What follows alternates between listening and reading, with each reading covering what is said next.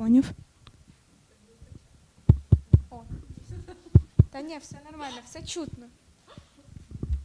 Все чутно.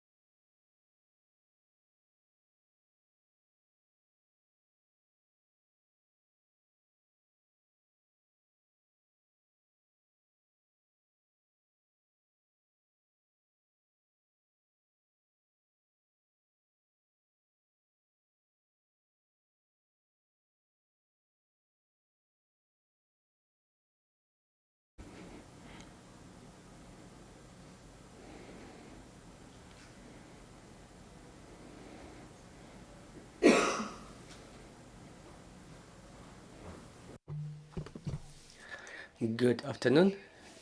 It's June 14th. Ukraine Media Center Ukrinform starts its operation. My name is Svetlana Shaparenko and I want to thank everybody who joins us. Today we will start with the conversation about the situation in Donetsk region. Joining us online is the military governor of Donetsk region, Mr. Pavlo Kyrylenko. Good afternoon, Mr. Pavlo. Good afternoon. This night, Russia inflicted another terroristic strike on our country, including Donetsk region. We know about 3 casualties. Do you have any more information about this terroristic act and its consequences for the region? Yes, that's right. On 14th of June, about 5 o'clock in the morning, Russia inflicted 2 synchronous strikes using X-22 missiles on Konstantinovka and the city of Kramatorsk on the civil infrastructure. There was 1 casualty in Konstantinovka and 2 more injured. It was found out later about the 2nd person injured when they addressed for medical aid in Kramatorsk. We had 2 casualties and 2 more people were injured as a result of the strike on the residential area on the small settlement which is a part of Kramatorsk communities which submits to Kramatorsk military administration. During the last days, on the night from 13th to 14th June, the enemy was inflicting strikes on Donetsk community. All the front line is under constant shelling. In fact, besides, the strikes were inflicted in Novoselkivska community and the Volnovakha district. There are active battles going on in Volnovakha district. Our forces are advancing, but the top-level government officials and military command will report respectively about the advances of our troops. The situation is under control. In general, all the branches and services, including law enforcement agencies, are engaged in the operations related to mitigation of the strikes. But unfortunately, there are some emergency cases happening in Donetsk region on a daily basis. People address for medical help and they address relevant aid depending on the scale of their injuries, sometimes being evacuated to other regions of Ukraine. Well, we're hearing some positive news from the front lines. The counteroffensive is underway. Some villages are liberated, including those in the Donetsk region. Could you please tell us what is the current situation? And we know that Russian troops are trying to fight back. What is the situation in this regard? Well, the situation is stable. There is a good tendency of offensive operations. The positions that were taken by our troops, including the liberated areas in Volnovakha district, Neskuchna, Makarivka, and others, are currently deoccupied. The clearing is underway in those areas. The clearing of remnants, so to say, of Russian troops. Some of them decided to hide in those villages. So now the algorithm is such: first, before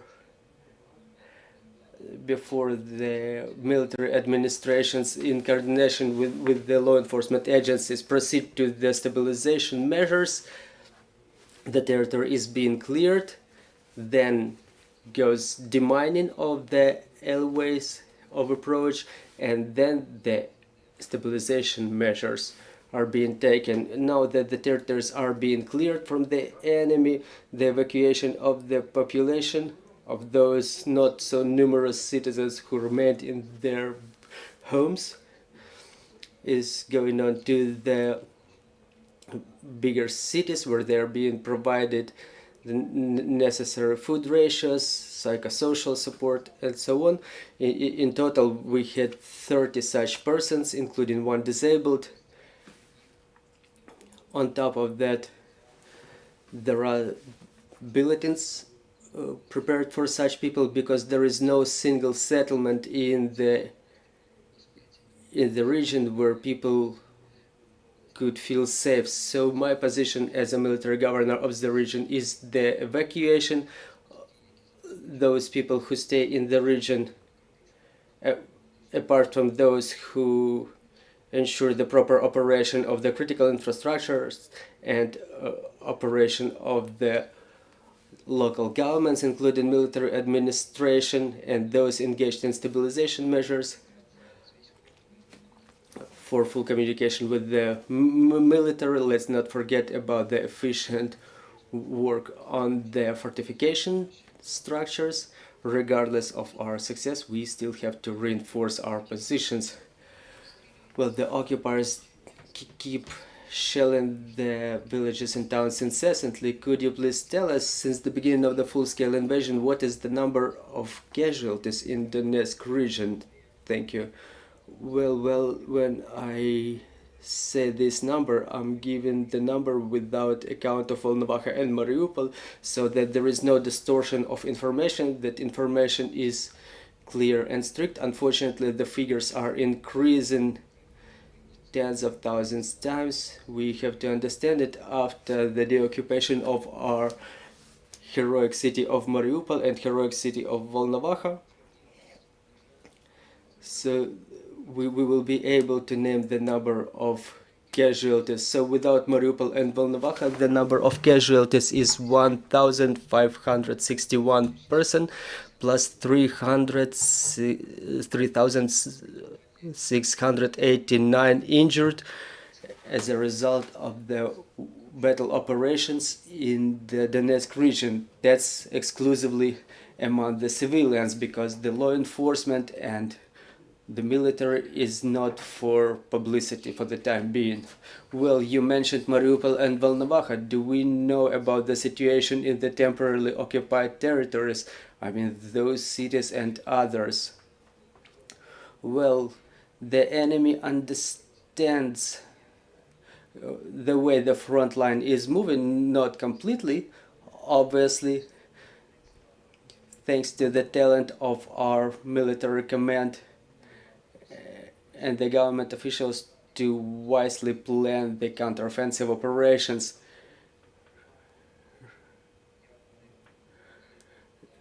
As to the way that the occupiers are going to act further on, well, they're trying to make the front line straight to rectify the situation in Bakhmut, because I don't want to say anything redundant, but the situation is developing not in their favor, so the enemy ends up in a kind of a forceps, and they would not be able to normally fulfill their withdrawal.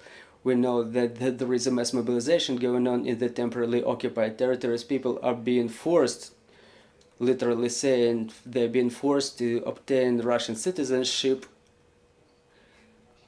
but our movements, our actions are weighted, are very straight. We are on our land and we are about to liberate it.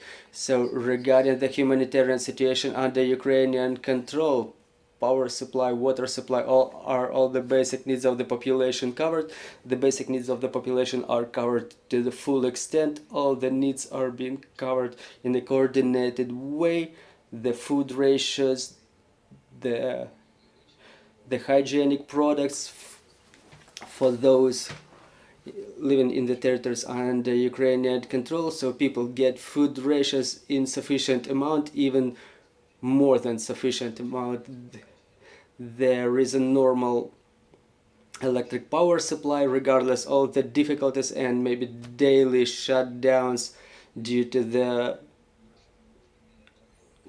interrupted operation of the power lines, which are being repaired by our power technicians. So the electric power supply is normal in the most of the territory. There is no power supply in the villages along the front lines due to two main reasons. First, the area lines cannot be repaired right upon the deoccupation, right upon the moving of the front lines, because the transformer substations are completely destroyed along with the area lines. They are literally shut down by the artillery of the enemy. They did it intentionally. And in those areas where people remain, they use generators, and generators are even used for pumping water. I'm not telling you the names of the settlements intentionally, because there was a task in the beginning of this year by the central government to ensure normal operation of the critical infrastructure using generators in all such villages. The situation is stable, is under control, but unfortunately the lives of the denizens of the region are in jeopardy. The enemy uses cannon and rocket artillery where they cannot use it due to the distance. They use their air defense systems S-300, and as it was demonstrated today, the enemy also uses X-22 missiles, as they did just this night. Thank you, dear colleagues. Do we have any questions on the floor? Good afternoon, Irina Mamcher, Ukrinform. During today's morning shelling of Kramatorsk and Konstantinivka, there was a damage of a gas line and electric area lines. Is the damage serious, and how much time will be needed for the repair? The repair works are underway. This evening I will be getting the report from the local military governor regarding the condition of the repair of the gas line, which was supplying the gas to the residential area. And I have to tell you, this is not the first time that the enemy damages the gas supply lines and the electric area lines. They do it again intentionally. Thank you very much. You mentioned the evacuation from those villages that are just recently deoccupied. Could you please give us the number of people who were still residing in those villages since the beginning of our counteroffensive? How many people do still remain there? I got you. Those people, 29 persons, and by this morning the number reached 30, including one person with disability. So we're not talking about people who leave voluntarily or don't want to go. We just take them and carry them away. There is the stabilization point, then there is first psychological aid, then people get food rations, and then they get evacuated to safer regions. So those evacuated from those villages are the people who were still residing in those villages. Generally in Volnovakha district there were not more than 700 people residing until the 24th of February 2022. I'm not saying it to show off, but you know, the figures and facts is a very straight thing. We can clearly state the result we have achieved. So the evacuation has started on the 24th of February, and from 1,008,000 100,000 people who were residing in the region. By the end of June 2023, there are only 350,000 people living in the big cities in the region, and evacuation from the Volnovakha district, we remember how the conditions, how the situation was unfolding. So with the evacuation from Volnovakha, we started it back, well, I remember those days, we were there 25th, 26th of February. The buses were evacuating people under shells from those locations back in 2022. So you can imagine it's been more than 1 year and 3 months, and it brought good results. You know, the people who were left there, they're mostly elderly, they are in a difficult psycho-emotional condition. And for example, in Blagodatne, there were 370 residential buildings, private buildings. Not more than 20% remain undamaged. All their, well, they are partly damaged, but 80% are in fact destroyed by Russian artillery. So in those villages, among those evacuated 29 people, there are no more residents, correct? No more residents at all.